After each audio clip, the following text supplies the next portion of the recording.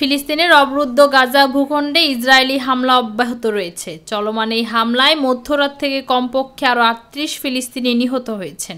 এদিকে হামলার জেরে উপত্যকাটিতে নিহতের মোট সংখ্যা প্রায় ৫৩,৫০০ জনে পৌঁছেছে।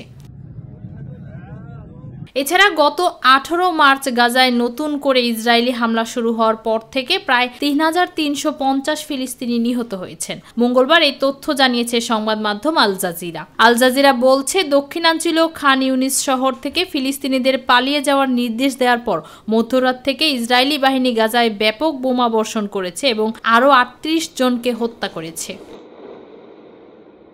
এদিকে কানাডা, ফ্রান্স এবং যুক্তরাজ্যের নেতারা গাজায় নতুন করে আক্রমণ বন্ধ না করলে ইসরায়েলের বিরুদ্ধে জোরালো পদক্ষেপ নেয়ার হুমকি দিয়েছেন। অন্যদিকে ২২টি দেশ অবরুদ্ধ এই ভূখণ্ডে সাহায্য প্রবেশের অনুমতি দেওয়ার জন্য ইসরায়েলের প্রতি আহ্বান জানিয়েছে। ফৌজিয়া আক্তার, নিরপেক্ষ নিউজ ডেস্ক।